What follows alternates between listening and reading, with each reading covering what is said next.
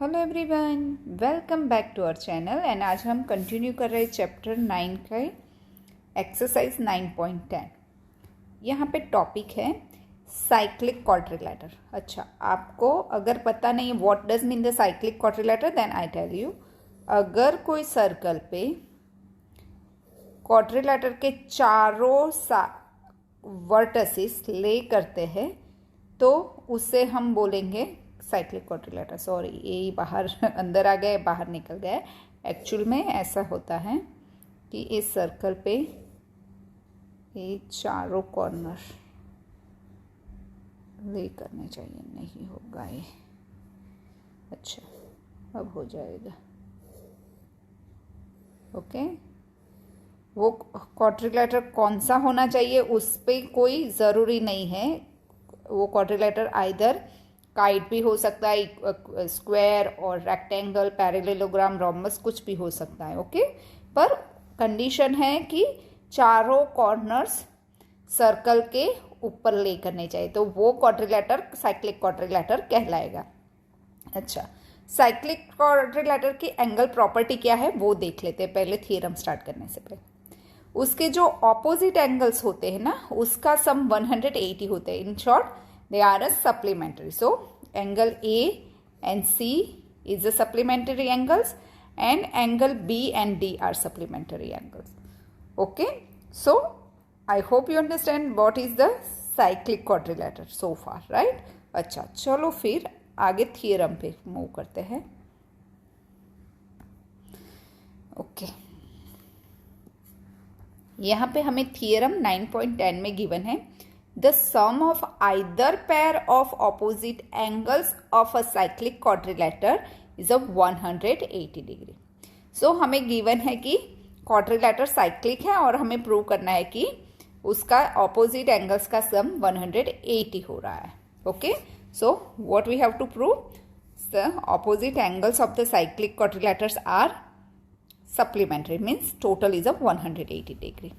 So हम लेते हैं एक सर्कल ड्रॉ कर लेते हैं। Okay, come on. अच्छा, सर्कल पे एक साइक्लिक क्वाड्रिलेटर ड्रॉ करते हैं। ओके, और उसे नेम देते हैं ABCD। अच्छा, उससे हम डायगोनल लाइन से ड्रॉ करके कनेक्ट कर देते हैं। अच्छा, ये देखो, उस वजह से हमें क्या मिलेगा, जो एंगल ए वाला है, कम ऑन।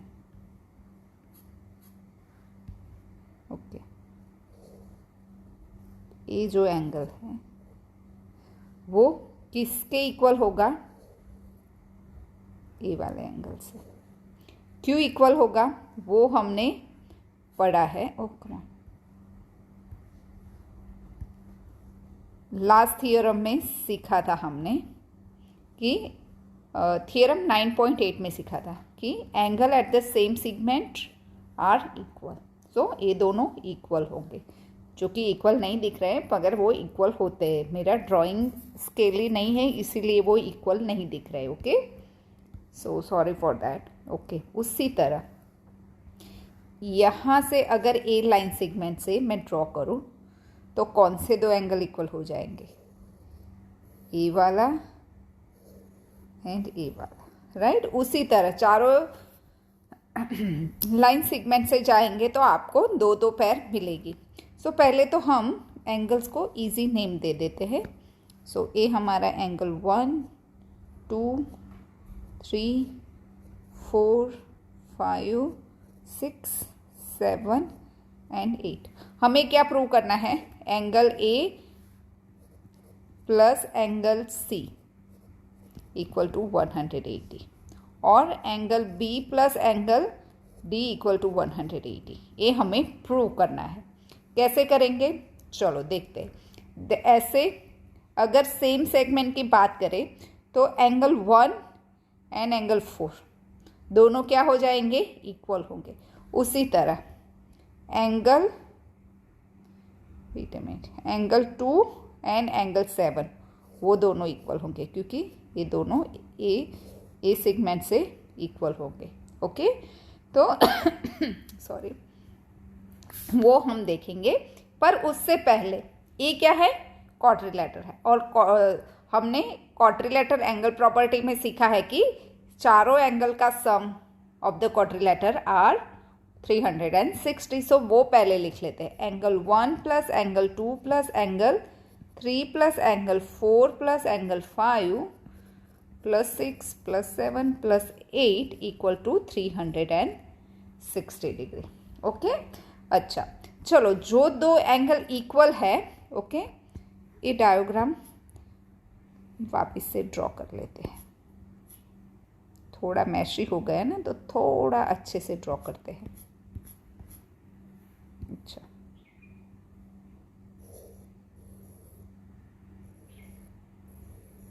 ओके, और नाम दे देते हैं A B C D। Okay, angle A वाला। So angle 1 2 3 4 5 6 7 8। ओके, अच्छा चलो, फिर क्या होगा, this one and this angle 4 and angle 1 and 4। क्यों? क्योंकि वो दोनों एक ए सेगमेंट से वो फॉर्म हो रहे हैं, इसीलिए वो इक्वल है। तो एंगल 1 एंड एंगल 4 को भी मैं नेम दे देती हूँ, वन सेम ही नेम देती हूँ दोनों को। सो 4 को भी 1 बना दिया। अच्छा, एंगल 2 मैं कलर चेंज कर दूँ तो आपको थोड़ा सही रहेगा। एंगल 2 आएगा इस सेगमेंट से 2 एंड ये 2 जाएगा 7, 2 एंड 7 इक्वल है। Okay, so angle 2 plus angle 7 को भी 2 बना दिया, इन दोनों को मैंने कनेक्ट कर दिया। अच्छा, एंगल 3 किससे कनेक्ट होगा देख लेते हैं, कौन सी सेगमेंट से। अच्छा, यहाँ से आएगा एंगल 3। ओके, ये 3 बनेगा एंड 6, 3 एंड 6 इक्वल होंगे। क्यों? क्योंकि angle at the same segments are equal, इसीलिए। ओके, तो रीजन में आप लिख सकते हो, उसे भी 6 को भी 3 ही बना देते हैं। ये दोनों इक्वल है, ये दोनों इक्वल है, ये दोनों इक्वल है। अच्छा चलो, फिर कलर चेंज करते हैं। इस बार ब्लू ले लेते हैं, ये पर्पल लेते हैं। ये यहाँ से बनेगा हमारा angle 8 and angle 5। So +5 +5, 5 and 8 को कनेक्ट कर दिया। ओके, सो अब तक का हमारा काम हो गया। देखो अभी क्या होगा कि 1 + 1 2 1 हो जाएंगे, angle 2 1 plus 2 + 2 2 angle 2, 3 + 3 angle 3, sorry 2 + 2 angle 3 and plus angle 5 हो जाएगा 2 टाइम्स इक्वल टू 360। अच्छा, सभी एंगल 2 2 है तो 2 कॉमन निकल जाएगा और ब्रैकेट में रहेंगे angle 1 plus angle 2 plus angle 3 plus angle 5। Okay, अच्छा 5 तो लिया। अच्छा ओके, नो प्रॉब्लम, 360 डिग्री। अच्छा, 2 को मैं राइट हैंड साइड मूव करूँगी तो क्या करेंगे हम, angle 1 plus angle 2 plus angle 3 plus angle 5 equal to 360 divide by 2। Okay, so 360 divide by 2 हमें क्या मिलेगा, 180। अच्छा, तो 180। अच्छा देखो यहाँ पे ए एंगल 3 को मैं 6 चेंज कर रही हूँ क्योंकि मुझे 6 + 5 मिला के सी बनाना है। और सॉरी, यहाँ पे 1 था, मैंने 2 क्यों लिखा। ओके, 1 + 2 मिला के एंगल ए हो जाएगा। So angle A plus angle C मिल जाएंगे 180, जो हमें प्रूव करना है। सो मैं A3, हमें पता है 3 and 6 are same quadrilateral angle, it means same. So A में 3 को 6 बना लेती हूँ। But we know angle 1 plus angle 2 equal to angle A and but angle 1 plus angle 2 equal angle A. Also angle 6 plus angle 5 equal to angle C. So therefore angle A plus angle C equal 180. जो हमें prove करना था कि opposite angles का सम 180 है, उसी तरह ए B plus D का भी हम प्रूव कर सकते हैं. ओके, सो ऐसे ये थियरम हमारा प्रूव होगा. Now theorem 9.11. If the sum of a pair of opposite angles of a quadrilateral is 180, the quadrilateral is a cyclic. So यहाँ पे हमें गिवन है कि क्वाड्रिलेटर्स के ऑपोजिट एंगल्स का सम होता है 180 डिग्री और हमें प्रूव करना है कि वो क्वाड्रिलेटर है हमारा साइक्लिक. पहले के थियरम में 9.10 में था कि क्वाड्रिलेटर साइक्लिक क्वाड्रिलेटर हमें गिवन था और हमें प्रूव करना था कि उसके ऑपोजिट एंगल का सम 180 डिग्री हो रहा है. राइट, सो चलो फिर ये प्रूव करते हैं. अच्छा, ये एक सर्कल पे साइक्लिक क्वाड्रिलेटर ड्रॉ है और उसके जो ए ऑपोजिट एंगल है ये क्वाड्रिलेटर के, उसका सम 180 है, वो हमें गिवन है. तो हम लिख सकते हैं angle A plus angle C equal to 180 degree as well as angle B plus angle D equal to 180 degree. क्यों? क्योंकि गिवन है. राइट, वो तो गिवन है. हमें प्रूव क्या करना है कि ये क्वाड्रिलेटर साइक्लिक है. उसके लिए हम एक काम करते हैं, पहले दो सर्कल ड्रॉ करते हैं. ओके, और उस सर्कल पे हम एक क्वाड्रिलेटर ड्रॉ करने की कोशिश करते हैं, पर उसका एक पार्ट बाहर, एक वर्टस बाहर जाएगा. Okay, so A B C D. अच्छा, उसी तरह सेकंड सर्कल में हम कंडीशन पैदा करेंगे कि वो एक vertices of the quadrilateral, it is a little inside the circle. So A, B, C, D. D lay inside the circle and in this condition 1, D lay outside the circle. Okay, 1 and 2. अच्छा, उस condition में हमें given तो है कि B plus D equal to, अच्छा इसे हम D डैश कहते हैं, B plus D dash equal to 180 degree. Okay, अगर इसे साइक्लिक क्वाड्रिलेटर प्रूव करना है तो इसे भी हम डी डैश कहेंगे और लिखेंगे B plus D dash equal to 180.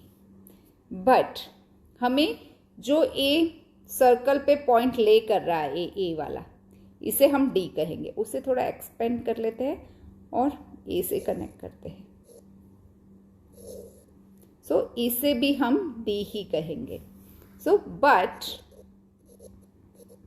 B plus D equal to 180 degree. क्यों? क्योंकि वो तो गिवन है हमें, and this is according to our new condition, what जो हमने क्रिएट किया हुआ है. D equal to 180 degree. So from 1 in this 1 and 2 here also, in this condition also हम दे देते हैं 1 and 2. So from 1 and 2 here also दोनों condition को हम साथ में ही लेके चलते हैं, इसीलिए. सो क्या लिख सकते हैं, दोनों की राइट हैंड साइड तो सेम है, तो लिख सकते हैं A B plus D dash equal to angle B plus D. So angle B तो सेम ही है तो कैंसिल हो जाएगा. तो क्या बचा, angle D dash equal to D. दोनों एक ही एंगल कह रहे कि सेम साइज है. देखते हैं फिर क्या कंडीशन होगी. तो यहाँ पे भी लिख लेते हैं angle B plus D dash equal to angle B plus D. B angle तो कैंसिल हो जाएगा, दोनों तरफ सेम है, तो D dash equal to angle D. अच्छा, इस वजह से D dash, angle D dash equal angle D, and दूसरी कंडीशन में वो ही मिल रहा है. उसका मतलब क्या हुआ कि एंगल डी डैश वो ही एंगल डी है. इस वजह से हम लिख सकते हैं therefore A B C D is a cyclic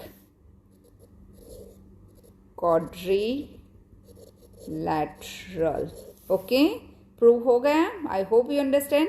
and यहाँ पे हमारा इंट्रोडक्शन ऑफ द चैप्टर 9 खत्म होता है और अगले वीडियो से हम एक्सरसाइज शुरू करेंगे। Thank you for watching.